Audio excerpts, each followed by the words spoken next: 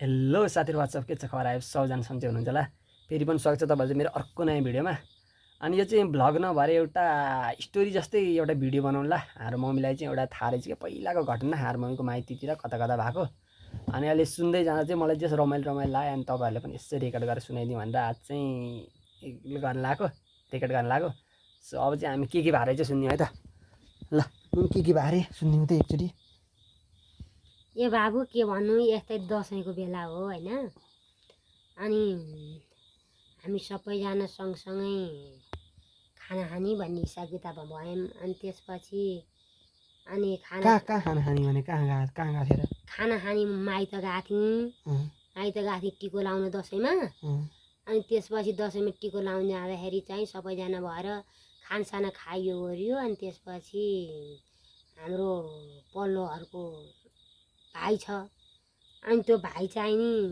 के अरे त्यस्तै 20-21 वर्ष होला अनि त्यसपछि त्यसले पनि खायो खाना हामी सबैजना बसेर खायौँ खाएपछि त्यो हाम्रो घरभन्दा माथिपट्टि पानीको कुलो छ त्यो कुलोमा चाहिँ नि खाना खाइसकेपछि म चुट्न जान्छु भनेर चुट्न गयो होइन को भाइ गएको चुट्नलाई अनि त्यसपछि मेरो भाइ मामा छोरो चुट्न गयो यो कहिले घटना हो अनि त्यसपछि अहिले भन्दा त्यस्तै 8-9 वर्ष अघि चाहिँ भयो 8-9 वर्ष अघि भयो अनि त्यसपछि 8-9 वर्ष अघि हुँदाखेरि अनि हामी पनि दसैँ टिको लाउन गएको थियौँ अनि त्यो भाइ चाहिँ नि हामी सबैजना बसेर खानसाना खाइसकेपछि भाइले अलि चाँडो खायो म कुला चुट्न जान्छु तास खेल्न जानु छ म भन्ने कुरो गर्यो अनि ल बाबु तास खेल्न जाने कुरो गर्ने होइन अहिले के अरे यतै बस्नुपर्छ खाने बित्तिकै हिँड्नु हुँदैन दिउँसो मन्डला भन्ने कुरो गरे त्यहाँ सबैजना भएर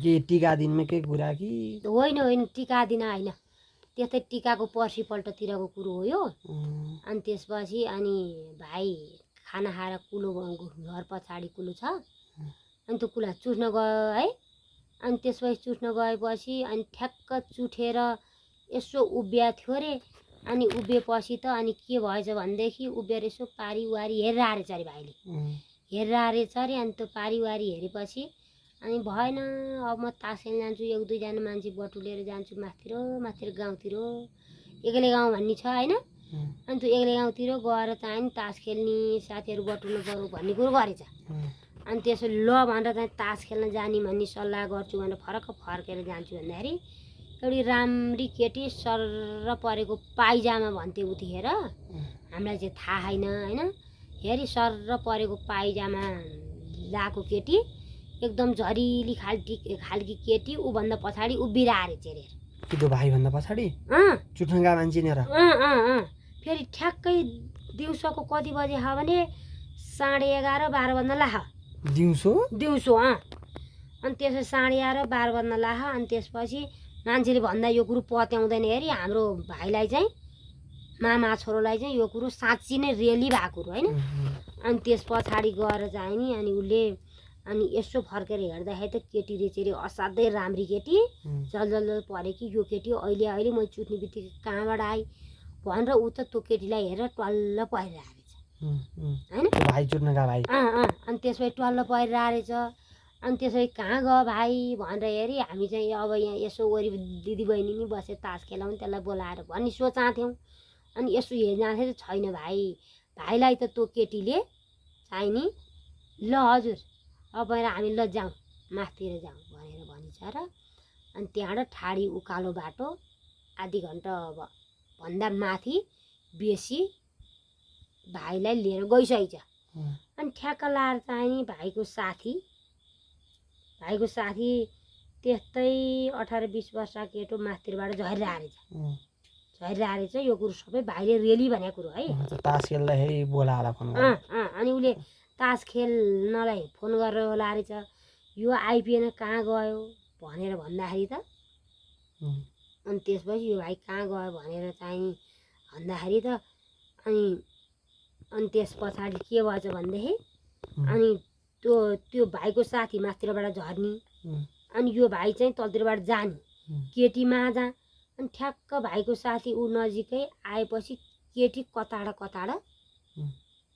केटी गायब भएछ यार केटी कति कति केटी थिए केटी चाहिँ? केटी त सर्लक्क परे कि काँक्राको चिरा जस्ती सर पाइजामा लाकी राम्री केटी त्यति केटी थिए रे। भाइलाई त त्यो साथीभन्दा पनि केटी कहाँ गई भन्ने हिसाब किताबले अनि त्यो केटो त्यो भाइको साथी तलतिर झरो रे हेर होइन। भाइको साथी तलतिर झरो रे भाइ चाहिँ त्यो केटी कहाँ गयो होली त भनेर खोज्न भनेर ल्याएको थियो। त्यो भाइभन्दा अलि माथि 10 हात पर भाइलाई पर्खेर बसिरहेको रे केटी सुन है। अनि त्यसपछि अनि त्यो केटी भाइलाई पर्खेर बसिरहेको रहेछ अरे।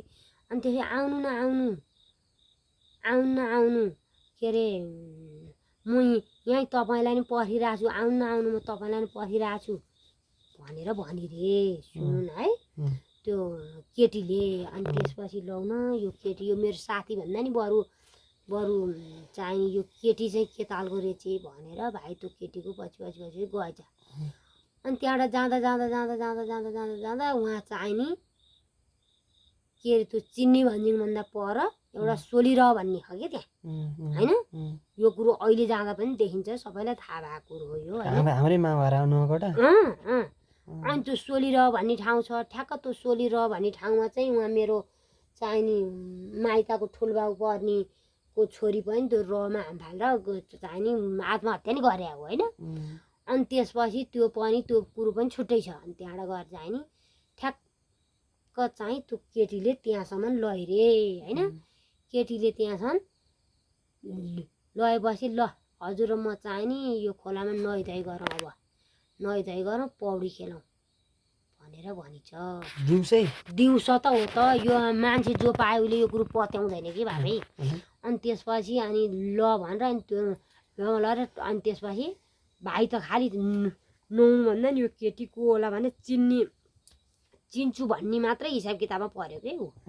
अनि चिन्चु भन्ने मात्रै हिसाब किताबमा पर्दाखेरि अनि त्यसमै यसो उसो गर्दा गर्दा 1 बजेछ होइन दिउँसोको 1 बजेछ।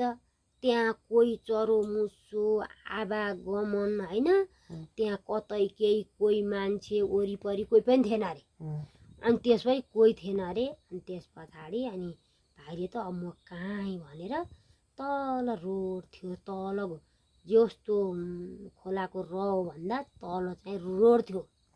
अनि त्यो रोड चाहिँ एउटा मान्छे हिँडिरहेको हेछ म यो केटीसँग यहाँ छु हेरी अब त्यो चाहिँ त्यो मान्छे त्यो मेरो मान्छे साथी रहेछ क्या म त्यसलाई नि बोलाउँछु भनेर भाइ चाहिँ एक पाइलो फर्केर चाहिँ नि के अरे त्यो साथीबाट जान्छु भन्दाखेरि फेरि त्यो 4 पाइलो हिँडेपछि पनि त्यो केटी आफूभन्दा अघि छरे लहेर है आफूभन्दा अघि छरेर अनि त्यसपछि गएर चाहिँ के भएछ भने उस्तै तरिकाले त डर पनि लाग्छ बाबा हेर है। यो त यस्तो 8, 9, 10 बजे राति कुरो भन्न नि हुँदैन किन भन्छ भन्दै तिमीहरू जस्तो चाहिने छोराबुढी डराउनु पर्ने स्थिति पनि छ के छन् चाहिँ हेरी। अनि त्यस पछाडि गएर हेरी अनि त्यसपछि त्यो केटी 4-5 पाइलो भाइ अघि बढेपछि त त्यो केटी चाहिँ नि अगाडि गएर ए हजुर र म पौडी खेलौँ न हजुर म पौडी खेलौँ भने गरिछ। भाइ त ठ्याक्क त्यसो भने ठुलो स्वरले भनेर भन्दाखेरि त भाइ त 81 अल्ताल लिएर च्याठेछ हेर होइन। अनि अल्ताल लिएर च्याटेपछि त तल रोटा हिँडे मान्छे पर पुसे मान्छे त त्यो केटीलाई यसो धकाले जस्तो गरेर हातले भाइ त 4 पाइलो हेरी अघि बढेर झन् तलतिर झरेपछि धेरै 4-5 कानलाई तल झरेर फर्केर हेर्दा केटी छैन अरे ल हेर्दै दिउँसै त हो त केटी छैन अरे। अनि त्यसपछि अनि केटी अनि त्यो साथी चाहिँ कहाँ गयो? त्यो सँगै आएको साथी चाहिँ कहाँ गयो नि? अनि त्यो साथी उसो घरपट्टि उसलाई खोज्दै दसैँको यामट्याम तास खेल्नलाई चाहिँ नि भाइलाई बोलाउन आएको रहेछ त। अनि त्यहाँबाट गएर त तास खेल्नलाई भाइलाई बोलाउने हेरी आएको मान्छे त केटीसँग त्यस्तो व्यवहार चाहिँ नि ऊ भनेर अन्तिममा हेर्दाखेरि त त्यो केटी त किस गर्ने रहेछ जो 4-5 कान्लो तल पुगे फर्केर हेर्दा त्यो केटी छैन डाइरेक्ट। अनि कसरी थाहा? अनि त्यसपछि अनि छैन अरे र अनि त्यसपछि भाइ त्यहाँबाट हुत्तिएर बतासेर पै उसको होस भएछ भन्न। अनि त्यहाँबाट हुत्तिएर बतासेर तल झरेपछि त्यो ठाउँ चाहिँ झ्याङ्री खोलो भन्नेको सोलिरहने एरीको हो यो नुहापट होइन। अनि त्यसपछि त्यहाँनिर त्यस्तो भएपछि अनि त्यहाँबाट चाहिँ नि भाइ 6-7 कान्लो तल झर्दैन फर्केर हेर्दा त्यो केटी छैन रे है। अनि त्यो केटी नभएपछि भाइ त्यहाँ र अल्ताल लिएर आएछ र अनि त्यसपछि सालबिबी भन्ने ठाउँ छ त्यहाँ हाम्रो माइतीभन्दा माथि। अनि त्यहाँ आएपछि चाहिँ नि भाइले त्यहाँ मान्छे देखेपछि ल मलाई यस्तो भनेर 81 आत्यो रे।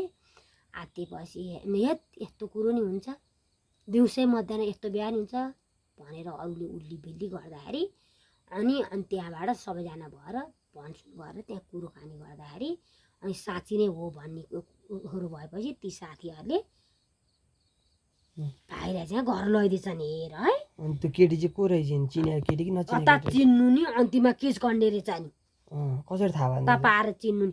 अनि त्यो रमा सबैजना केटाहरू उसलाई चाहिँ त्यस्तो ऊ गराउने केटी को रहेछ भनेर हेर्दाखेरि केटी गायब केटी नै कहीँ पनि छैन यसलाई। त्यही पहिला त्यहाँ रमा डुबेर मरे केटी हुनसक्छ भन्ने सम्भावना त्यही गरे होइन।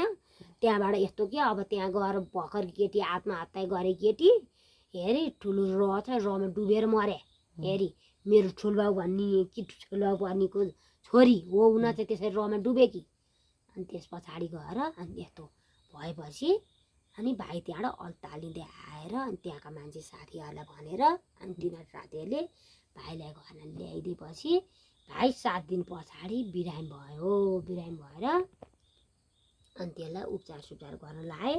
अनि यताउति उपचार गरेपछि के हो तँलाई भन्दा के पनि नभनेपछि भाइले 1 वर्षपछि भनेला त्यो कुरो मलाई यस्तो भयो उस्तो भन्यो। पछि 1 वर्षपछि उसले चट्टै भएपछि अनि आँखदै भन्दै यस्तो भयो हे मोरा हिउँस मध्याह के बिरामी भएको के चट्टै भन्यो झाँक्री लाए। झाँक्री लाएर हेराउँदा केराउँदा ल बाबु तिमीलाई त दिउँसै मध्याह किचकन्नेले पो चाहिने फेला पारेछ हेरी तिमी त्यस्तो गरी अल्लरे बल्लरे मान्छे त्यसरी घरमा कुरो नराखिकन हिँड्न हुन्छ।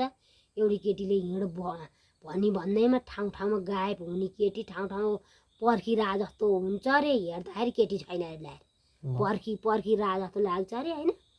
हेरी हेर्दाखेरि केटी छैन अरे ल्याएर है।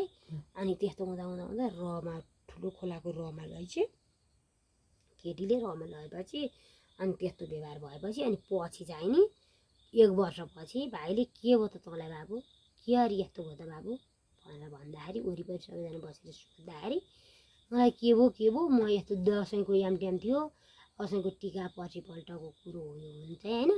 अनि त्यसपछि हामी पनि गएको थियौँ। अनि त्यही बेलामा चाहिँ नि अनि त्यसपछि म खाना खाएर कुला चुट्न जाँदाखेरि त त्यस्तो भएर अनि म त त्यो केटीले हिँड भने म त त्यसको पछि लाएर गएँ। पछि लिएर जाँदाखेरि त मलाई कहाँ पुरै अत्तो मेरो होसै छैन भनेर 1 वर्षपछि भाइले हाँस्दै भन्दै गरौँ हे तेरी मोरा तँ त किच गर्नेको फेला परे त्यस्तो हुने पाहाडतिर लग्न नि अहिले पनि कुनै ठाउँमा त्यस्तो छ बाबु छ नि। अब दसैँमा हिँड्न भएन ल।